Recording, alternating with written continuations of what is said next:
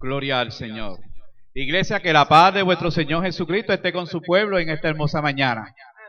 Estamos contentos de estar en la casa del Señor, ya estamos reinstalándolo nuevamente, no en toda la capacidad o todo el % que uno así lo desea, pero estamos por un buen camino, recuperándolo gracias al Señor. Quiero darle gracias a todos los amigos, hermanos y hermanas que me enviaron sus mensajes, sus llamadas, su solidaridad en medio de la oración en este proceso de recuperación. Créame que ha sido un proceso donde he estado meditando muchísimo en el Señor. Aproveché esta oportunidad para orar al Señor y pedirle que nos renueve la fuerza. Queremos saludar a todos los hermanos y hermanas, a todas las visitas, a todos los que cumplieron años. Oiga, hoy vi un grupo de hermanos de diversidad de edades, desde la más pequeñita que tenía más edad, ¿verdad, Yamil? Tú y yo estamos en la misma edad, 56 años, nos vemos muy bien. No tenemos nada que envidiarle a nadie. Y el que está supuestamente por superarnos, que es el pastor Eduardo, cumplió 40, así que está ahí descansando. Y nuestra hermana María y todos los demás, Tony, que también celebró su cumpleaños. Así que damos gracias al Señor cuando la iglesia del Señor celebra eventos como eso, pues la iglesia está feliz, está contenta. Queremos excusar al pastor Eduardo García Soto. Está hoy en funciones dobles, está como superintendente atendiendo una situación en una de las iglesias nuestras y también está predicando, ya debe estar predicando en la iglesia metodista El Redentor en Dominguito. Y posteriormente lo esperamos aquí, ya que tenemos otros compromisos. En esta mañana, iglesia, queremos traerle un mensaje en el cual habló a mi vida de una manera muy especial y permitió valorizar la vida, ver la vida desde otra perspectiva, hacer un recuento en la vida. Y el título que le he puesto a esta predicación es Pero Dios es fiel. El título es Pero Dios es fiel. Y está basado en el texto bíblico de Efesios capítulo 2, verso del 1 al 10, lectura que ya fue leída por nuestra liturgista. En los pasados días, mientras estaba en este proceso de la recuperación, entre orar y leer la palabra, también vi películas, me senté a ver una película, o muchas películas que tenía la oportunidad, inclusive hasta cociné, aprendí a cocinar obligatoriamente. Y en los pasados días, y me quedó muy rico, gracias al Señor, muy bueno, tres veces cociné y quedó muy bueno. Pero en los pasados días veía una película por televisión y me llamó tanto la atención que la repetí 2 veces, por cierto. El título de la película es Daylight. No sé si ustedes la han visto. Es Daylight. Es una película que está basada en una historia en el túnel Holland. En el túnel Holland, en la ciudad de Nueva York, en la que se está desarrollando de una manera interesante y donde varias personas quedan pilladas dentro del túnel, producto de que 2 vehículos impactan contra un camión que llevaba líquido inflamable, lo cual es ilegal en el túnel Holland. De hecho, es una historia ficticia, pero puede pasar y demostró lo que puede ocurrir si se da una explosión dentro de un túnel como ese. Cada uno de estos personajes que quedaron pillados dentro del túnel Holland tenían un pasado que los había marcado, un pasado en el cual los había dejado heridos, a otros los dejó totalmente desamparados a su suerte. Ellos llevaban una pesada cruz que amenazaba su futuro. Me imagino que ustedes tienen que haberla visto en algún momento cuando le mencione quién es el actor principal. El punto culminante para mí de la película fue una frase que dijo uno de los personajes. Un personaje que estaba herido, un personaje que estaba viviendo un momento de su vida difícil, un personaje que estaba totalmente dividida su familia. La frase que me llama la atención fue la siguiente: me interesa saber su pasado porque de eso depende su futuro. Repito la frase: me interesa conocer su pasado porque de ello depende su futuro. Personalmente yo creo en el presente porque me recuerda lo que yo era. El presente de hoy me recuerda quién era Heriberto del pasado, porque eso me va a permitir proyectarme hacia el futuro. Lo más interesante de todo esto es que en la historia se desarrolla cuando Sylvester Stallone, ¿cuántos conocen a Sylvester Stallone? ¿Ustedes lo conocen? Estaba haciendo el papel de Matura ahí. Era un hombre que conocía muy bien todo lo que tenía que ver con el túnel Holland. Él tuvo también un pasado difícil, el cual se estaba proyectando en su presente y que estaba afectando su futuro, porque ya la gente no confiaba. Pensaban que él iba a hacer lo mismo que le ocurrió en el pasado. Y lo más interesante de esto es que me permitió reflexionar en el mensaje de hoy. En la perícopa que hoy le hemos dado lectura, nos presenta el escritor de la epístola de Efesios capítulo 2, del verso 1 al 10, nos quiere decir algo bien interesante al pueblo de Dios. Lo que nos quiere traer a nosotros es lo que está presentando en el verso 1 al verso 3 de nuestra perícopa. Está señalando una historia del hombre, está señalando una historia de la mujer, está señalando la historia de la humanidad que se repite cada momento de nuestras vidas. Está señalando un recuento de lo que él está escribiendo, de lo que nosotros posiblemente hemos vivido y posiblemente sigamos viviendo.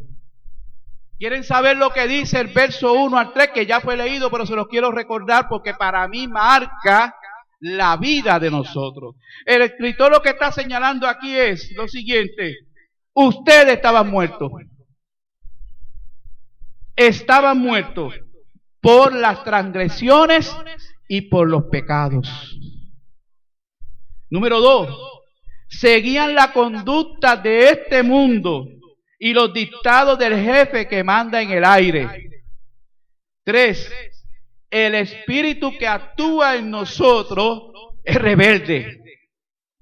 4, la consecuencia de esas acciones era que nos iba a esperar un castigo eterno, como también aquellos que continuaron viviendo y persistían en ese camino de rebeldía, en ese camino que los dirigía hacia un castigo verdaderamente eterno. Y la pregunta que se levanta en esta mañana para nosotros es: ¿a quién va dirigido ese mensaje? ¿A quién el apóstol Pablo, en su escritor que está escribiendo esta carta, le está dirigiendo estas palabras? ¿Cuál era la audiencia que él quería cautivar? ¿Cuál era? Pues bien sencillo, iglesia. Era la iglesia de Éfeso, que en aquel entonces estaba trabajando, estaba desarrollándose como una iglesia cristiana joven, una iglesia que se estaba constituyendo entre los judíos cristianos que se convertían, que creían y aceptaban el sacrificio de Jesucristo como el que fue que salvó y dio su vida por ellos, y estaba uniéndose a otro pueblo que no era judío, a los gentiles, a usted y a mí. Usted conoce que los judíos son muy particulares en eso. Ellos son judíos y punto, y lo demás no existe. Por eso cuando yo escucho que Ponce es Ponce y lo demás es parking, a mí me da un calcomillo de pies a cabeza, que yo quisiera eliminar el nombre de Ponce, no la ciudad, ponerle Arecibo 2. Porque si usted busca, estamos unidos, norte y sur. El pueblo de aquel entonces, que era un pueblo judío cristiano, ellos creían que tenían el monopolio de la salvación. Ellos tenían el control de la iglesia. Ese pueblo judío cristiano que se estaba convirtiendo por el mensaje que estaba corriendo como pólvora en aquel entonces de la obra milagrosa y redentora que Jesús hizo, lo estaba a ellos moviendo hacia un movimiento fuerte, vigoroso cristiano, pero con sus estereotipos. Había que sacar a los gentiles. Los gentiles no cabían allí. Estaban todavía sujetos a la ley. Estaban dentro de ese marco. Ellos se conducían de una manera que se merecían el reconocimiento de todo el mundo, que no existía nadie más que ellos, y querían excluir a todo aquello que no se llamara judío cristiano.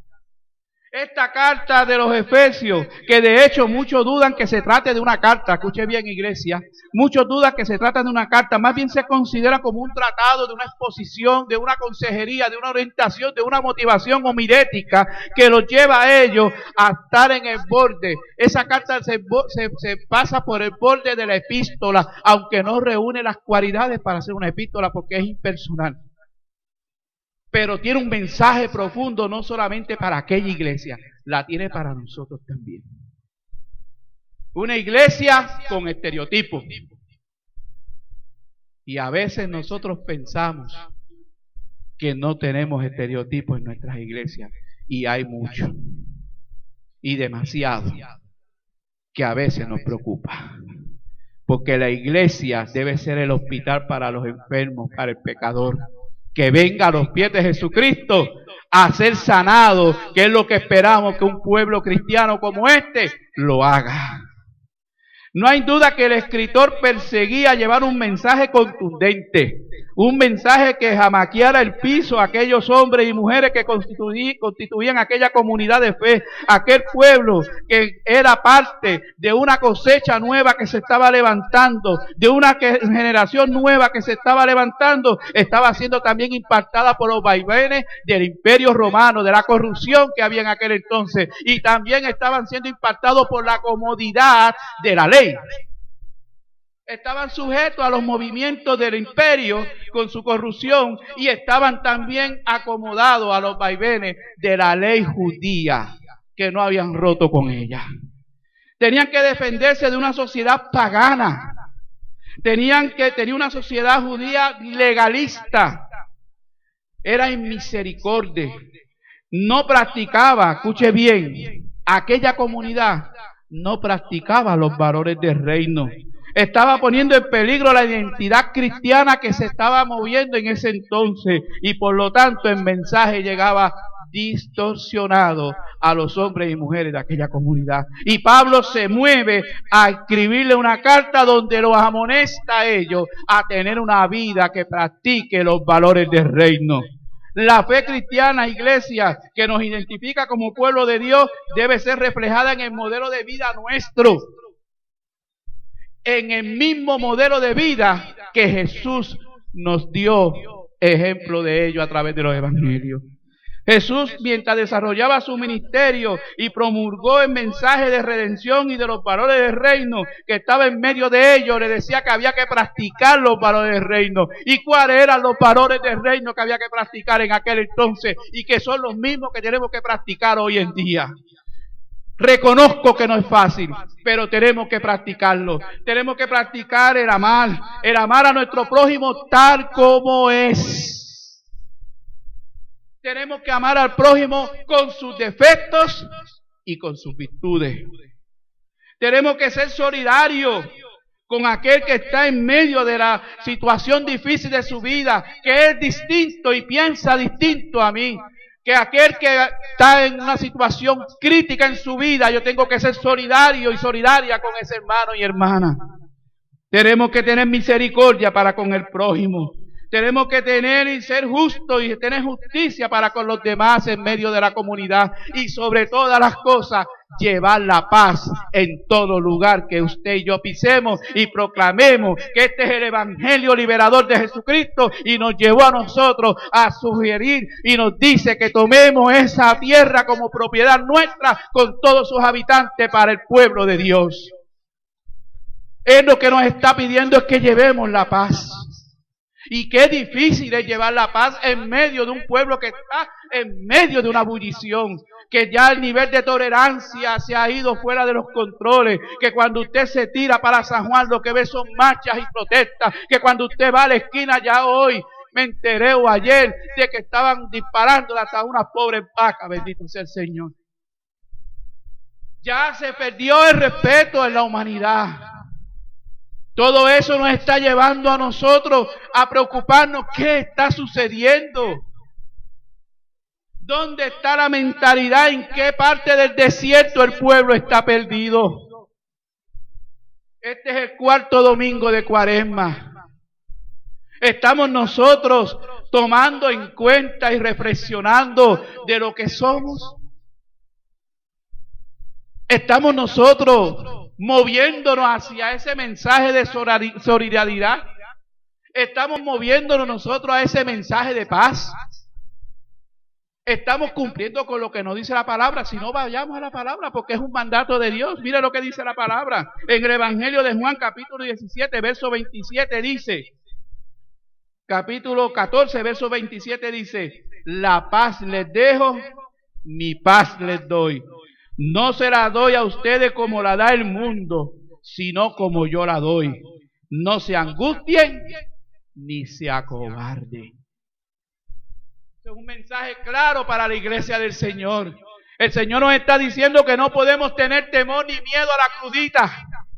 No podemos tenerle miedo ni temor al IVA. No podemos tenerle temor ni miedo a aquellos que están distorsionando el mensaje de Jesucristo, aún dentro de las mismas iglesias, que en vez de la iglesia, como le decía hace poco en una reunión, y al pastor Eduardo por primera vez le creció el pelo, cuando me vio que yo me levanté en la reunión que tuvimos allá en San Juan, dijo, este todavía está en el efecto bajo la anestesia y va a decir algo.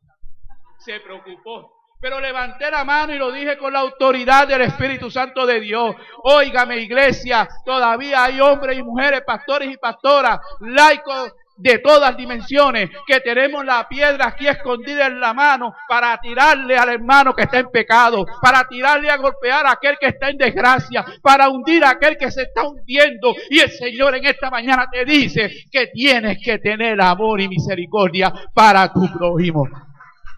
Oiga. Después el pastor me dijo, yo me asusté, porque él sabe cómo yo pienso en muchos de los temas. Y a veces queremos estereotipar a las personas. Y yo quiero que las personas sean a mi imagen y semejanza. Y no puede ser a mi molde, ni a mi estilo, ni a mi pensamiento. Tenemos que ser a imagen y semejanza de Jesucristo. Tengo que cogerlo suave, me dijeron. Lo sentí aquí abajito.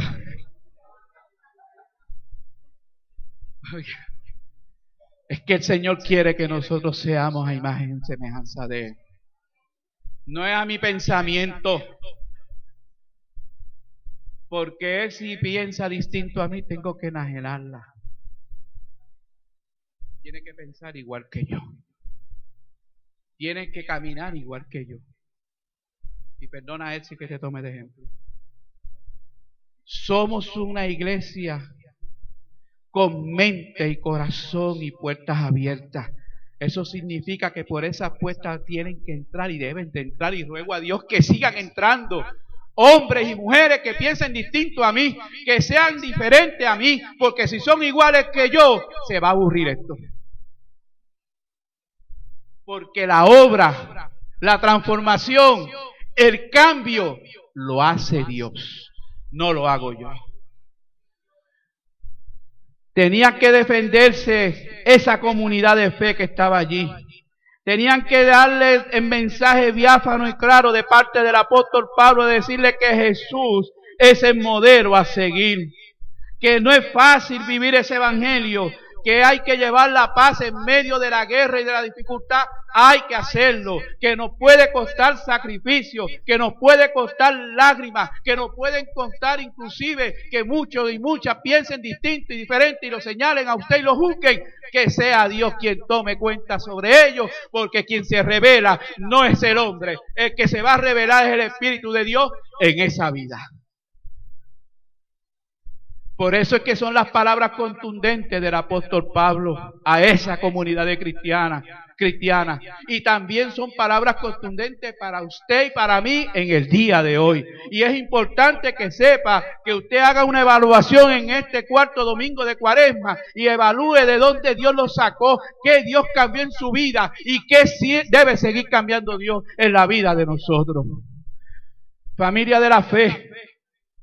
Vaya al versículo 4 y al versículo 5 de nuestra perícopa y vea qué bonito se expresa el apóstol Pablo ahí, inspirado por el Espíritu Santo, y profundice en las palabras. Métase en ese mensaje que viene cargado de todo el amor y la misericordia de Dios, que se hizo visible en el Hijo de Dios. Mire lo que dice: pero Dios. Oiga, yo me puse a buscar qué implicación tenía esa conjunción. Pero. Búsquelo en un diccionario. ¿Qué significaba esa conjunción, ese adverbio que está uniendo algo negativo con algo positivo? En los primeros 3 versículos vemos una descripción de lo que éramos nosotros. Éramos muertos en pecado. Habíamos estado errando en la vida. Estábamos ciegos en el espíritu. Pero Dios es rico en misericordia. Óigame, piensa en eso.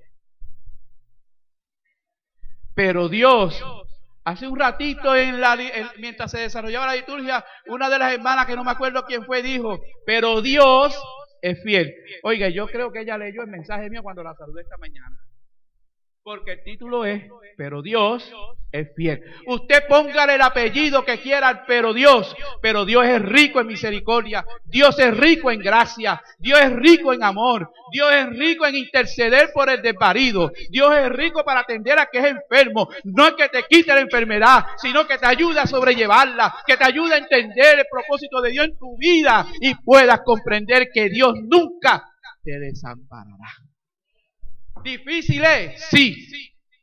¿Saben algo? Haciendo un paréntesis, abro un paréntesis. Ahora yo admiro cada vez, a veces Víctor me dice, oiga pastor, cuando usted va a dar un estudio, usted azota mucho a los hombres. Y creo que tiene razón. Pero después de esta operación, ahora yo entiendo lo que es una mujer que ha pasado por el proceso de una cesárea. Sí. Es más, eso me movió a que yo cocinara, iglesia, aunque yo cocinaba cuando mamita estaba enferma, pero como ella era muy estricta, tenía que ser bajo la supervisión directa de ella. Ahora cocino, pedí asesoramiento, hasta el pastor Eduardo me asesoró, imagínense. Pero ahora entiendo lo que sufre una mujer.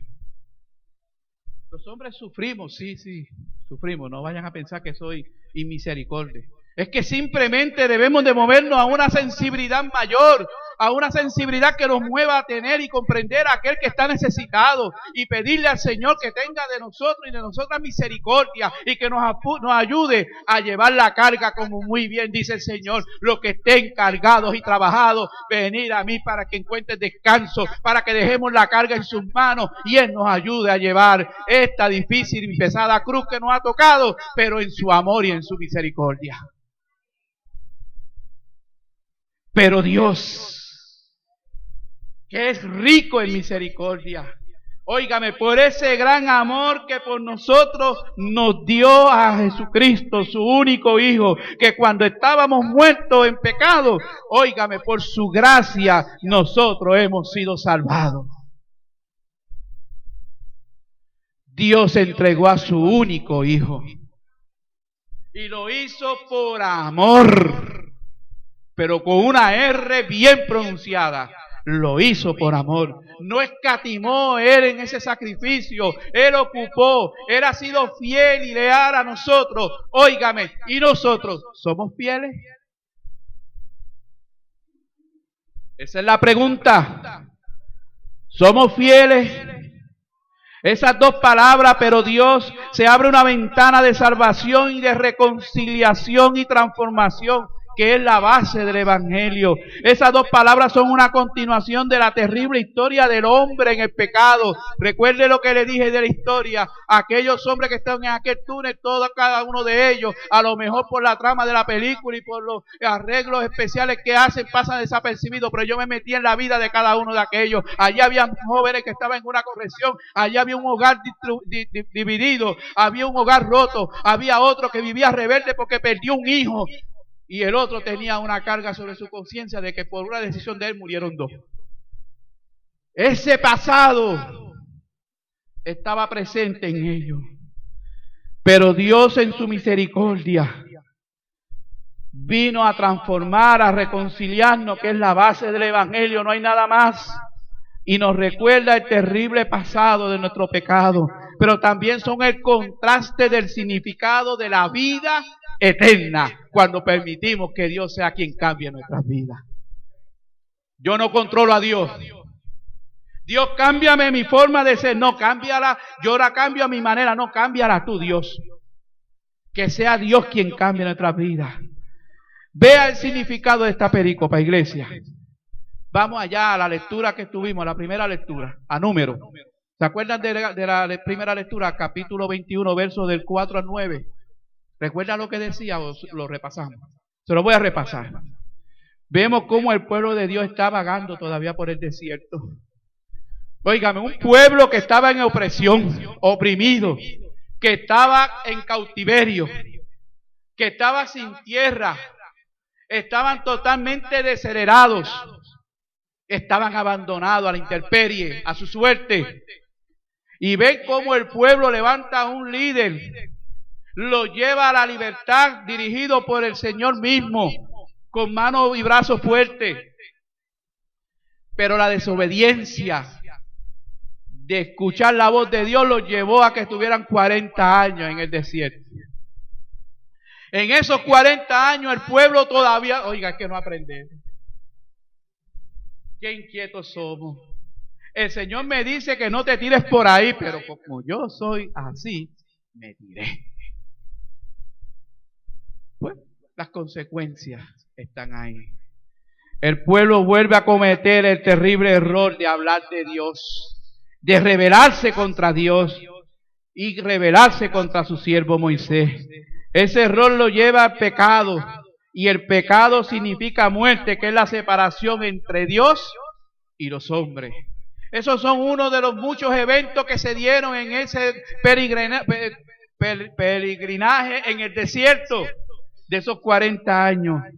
El verso 7, pero más sin embargo, cuando nos aprietan los tornillos, cuando viene entonces el castigo, cuando viene la disciplina, cuando empiezan a ajustarnos la cintura y cuando empiezan a apretarnos un poquito, en el verso 7 descubrimos que el pueblo reconoció su pecado y le pide a Moisés, óigame después que hablan de él, le piden a Moisés que ore a Dios para que quite esa carga que llevaban, esas serpientes que salieron en el desierto y mordían a los israelitas y morían en el camino. Le piden a Moisés que intercediera ante el Padre para decirle, habla con Jehová, porque ellos creían que no podían, pero Dios hoy nos dice que a través de su Hijo Jesucristo tenemos acceso directo a la misma presencia de Dios y podemos decirle al Señor, lleva mi carga, quita mi dolor o ayúdame a seguir con esta cruz.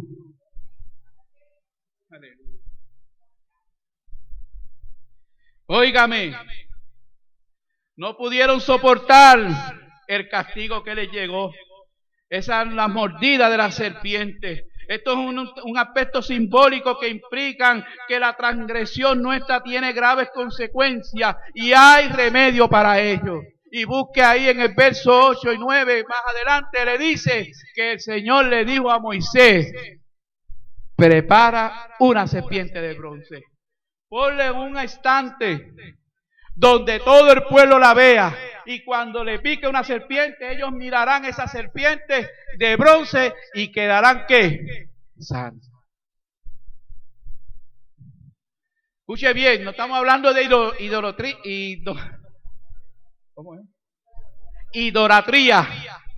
No. Es que a veces el pueblo de Dios tenía que ver el concepto, porque no tenían esa fe ferviente de creer en el poderoso. Tenían que verlo, tenían que ser concreto. Pero eso también tenía un significado que se reveló posteriormente en el Nuevo Testamento. Recuerde que el Antiguo Testamento es promesa y en el Nuevo Testamento es promesa cumplida. Y vemos cómo Jesús se levantó en aquella cruz del Calvario y se reveló a toda la humanidad para que todo que lo mirara a Él se recordara que ocupó el lugar tuyo y mío que nos correspondía en esa cruz y dio su vida y vertió su sangre para redención y perdón de vuestros pecados. Eso es lo que significa esa serpiente. A veces pensamos que el pecado es una muerte física, pero no necesariamente es así. Puede llevarnos a la muerte física, pero primero lo que se muere es el espíritu.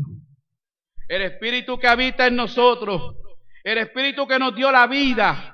Esa muerte espiritual nos lleva a nosotros a criticar, a censurar, a señalar, a marginar al prójimo y peor todavía, a justificarnos por nuestras acciones. Como la hermanita, el hermanito me miró mal, yo tengo que mirarle mal. Como el hermanito, la hermanita me ignoró, yo tengo que ignorarle.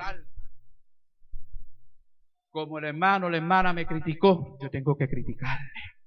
Todavía están enmarcados en la ley del ojo por ojo y ¿cómo es? Ojo por ojo y diente por diente. Y se nos olvida que Jesús abolió esa ley de pareo. Dios dijo que el que te odia, ámalo. ¿Es fácil? No. No es fácil. Es inclusive difícil. Y en el concepto nuestro y en nuestros estereotipos que tenemos ya montados, puedo decirle que es imposible. Pero todo es posible cuando Dios está en el corazón y en la vida de usted y mía y nos permite mirar a aquel hermano que nos ignora y decirle, yo te amo y si te rechaza te sigo amando. Qué difícil es. ¿Es imposible? No. Dios todo lo hace posible. Pero Dios es rico en misericordia. Afirma lo que dice en ese capítulo 21.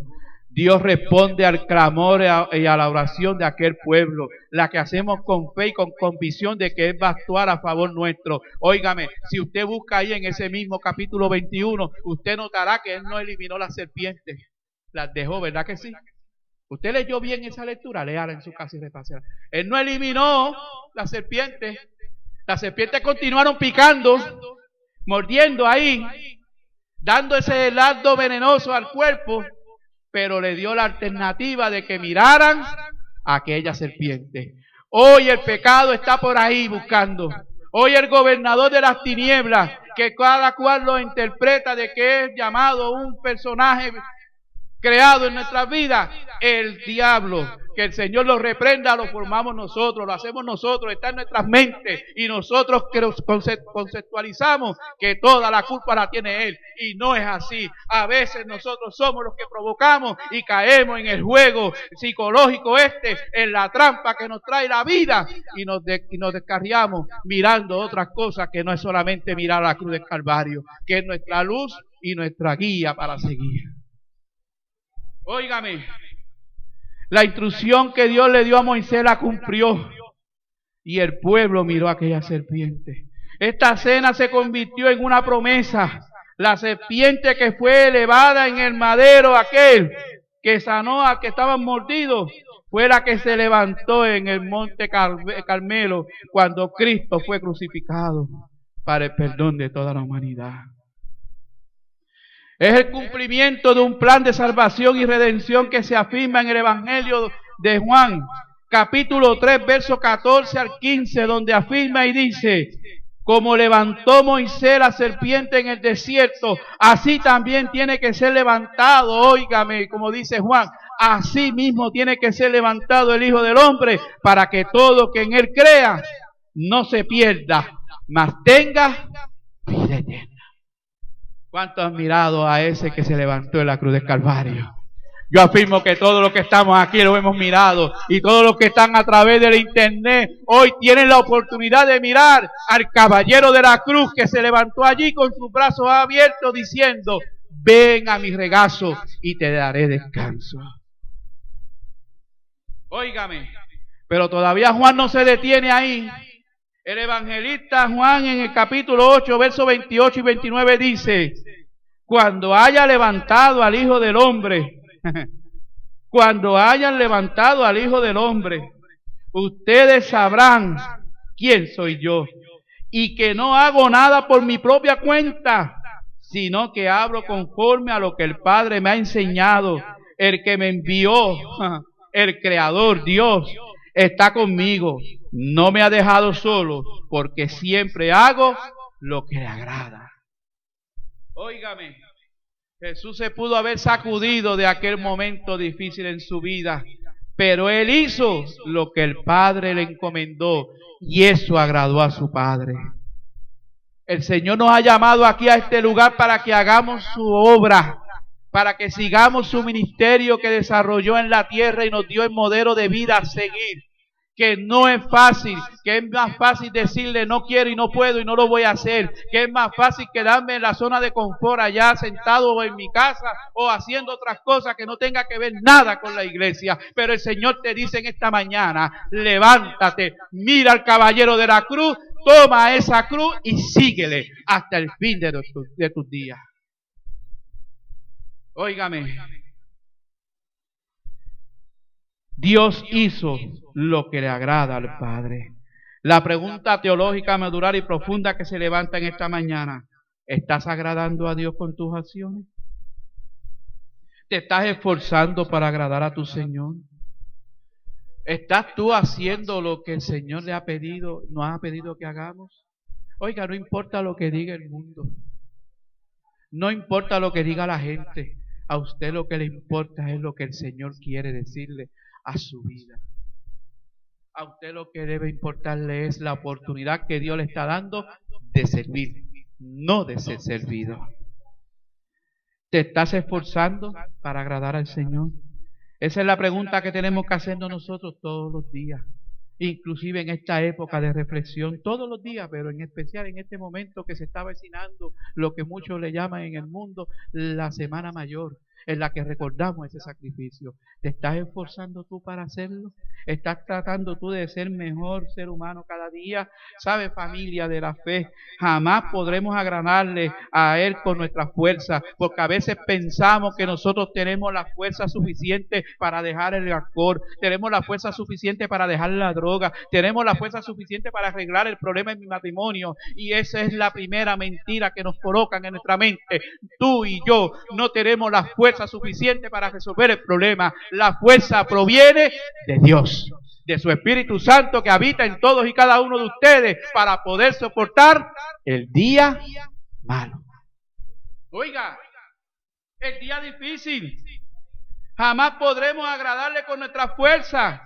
Él nos pide que nos abandonemos en sus brazos, que según Él se levantó en el Calvario, así se levantará victorioso todos y cada uno de nosotros que confiamos en Él.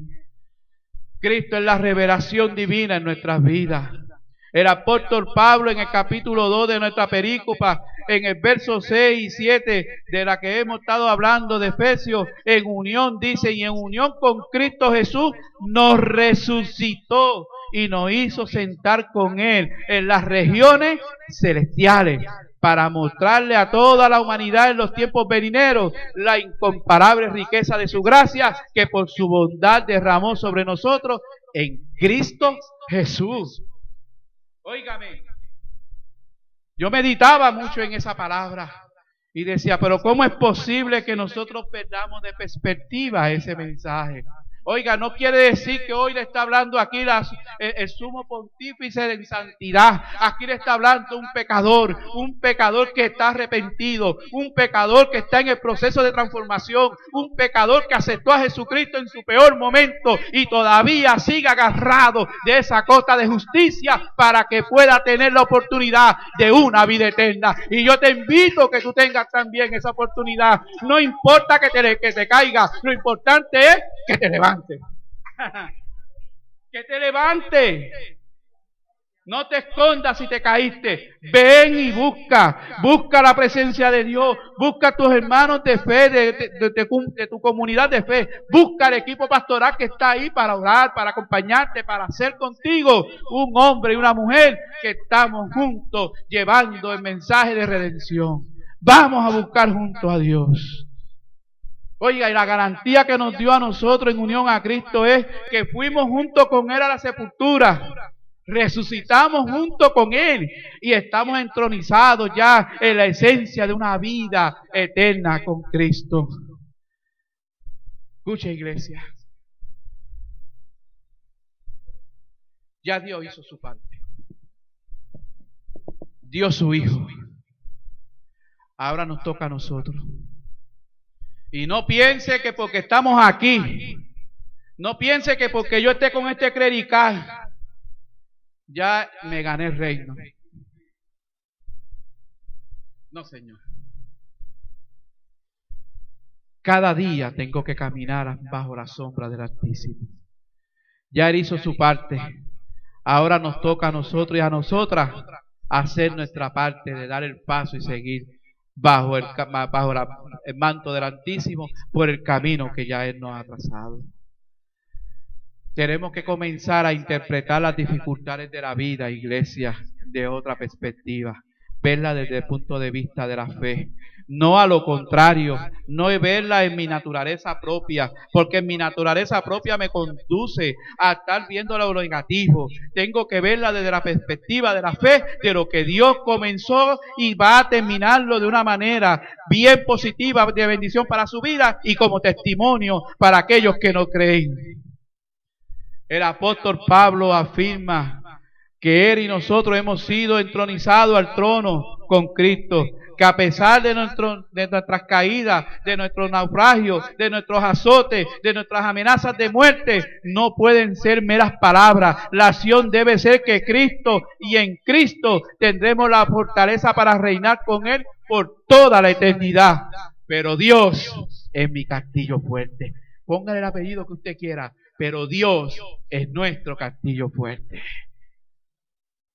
Para ir cuadrando esto, ¿se acuerdan de la película que le hablé de Sylvester Stallone? De Dying Light. ¿Cuántos la han visto? ¿No la han visto? Véala. Se la voy a conseguir. Está en el canal 585, 86, 87, aquellos que tienen DirecTV. Si no, en video. Pero véala. Véala porque esos personajes que estaban allí, muchos de ellos se quedaron allí muertos en el camino. Se quedaron en el túnel, no salieron. Pero hay algo que yo vi con mis ojos del Espíritu y con un corazón sensible a la voz de Dios. Los que murieron, escuche bien, los que murieron en aquel túnel se reconciliaron, le pidieron perdón. Inclusive a los que quedaron vivos le envió mensaje a la familia para decirle, dile a papi que yo lo recuerdo, que me perdone. Dile a mami que yo la amo. Oiga, había que verla. Dile a mi esposo que nuestro hijo murió y está viviendo con Dios y que él siga caminando hacia adelante. Y en esa película adoptó a uno de los que estaba confinado en una corrección juvenil como su hijo. Descansó en un perrito. Veía el perrito y creía que ese era su hijo. Pero en aquel momento adoptó un joven carcerario y lo adoptó como su hijo. El Señor quiere que nosotros comencemos a cambiar nuestros estereotipos que tenemos. Esos que sobrevivieron como Matura, que su pasado lo estaba señalando, logró reivindicarse ante aquellos hombres y mujeres que estaban allí y logró dar su vida en un momento determinado por ellos y salieron 8 por un túnel que él preparó, pero que él cayó otra vez al abismo, al río. Pero allí se le ocurrió hacer otra explosión y, de acuerdo a la película, salió succionado al lago José y también se salvó. Su vida cambió. El significado es reconocer quiénes éramos. Iglesia, no pierda eso de perspectiva. Mire hacia atrás, no pensando en la mujer que quedó como la estatua de sal. No, mire hacia atrás, un recuento de lo que usted era en el pasado. Créame, iglesia, cada vez que yo repaso mi pasado, doy cada día más gracias a Dios, me afirmo más en su presencia y le pido que no me permita regresar atrás como hizo el pueblo de Israel, que viendo cómo Dios les cuidaba, cómo Dios los calentaba, cómo Dios les aliviaba el calor durante el día, oiga, siempre estaban rebelándose contra Dios. Yo doy gracias a Dios porque en su misericordia, en su amor, nos dicen esta mañana que sigamos mirándole, que Dios sigue siendo, pero Dios sigue siendo fiel, Dios sigue siendo rico en misericordia, Dios sigue siendo rico en gracia, Dios sigue siendo rico en amor, en perdón para todos y todas nosotros. Nos sigue perdonando sin importar cuál sea nuestra condición. El apóstol Pablo termina diciendo y afirmando que somos una nueva creación de Dios por medio de Cristo, que nos invita a realizar la tarea y la misión de buscar a aquel que está herido, que ha sido excluido, porque la salvación no es un regalo que nosotros nos adueñamos de ello, sino que nos regaló para que también la podamos compartir con aquellos que están allá afuera, inclusive con los que están aquí adentro, que están atravesando por momentos difíciles en el espíritu o físico. Nos dice que la salvación sigue siendo accesible para todos y todas en todo tiempo. Dejemos de descansar en nuestras fuerzas, iglesia. Miremos al caballero de la cruz, que afirmemos que al mirarlo seremos salvados, y que nos recordamos de ese sacrificio y que nos permitirá ir con Él a la sepultura, resucitar con Él y reinar por toda la eternidad. Recuerda estas palabras, iglesia, y no las olvide nunca, y de ello dependerá cuál será su futuro y cuál será mi futuro. Que Dios, pero Dios siendo rico en misericordia y en amor y gracia y su perdón, se dio a sí mismo por ti y por mí y por los que nos están viendo a través del internet. Que Dios te bendiga en esta mañana y que la paz del Señor sea con todos y todas.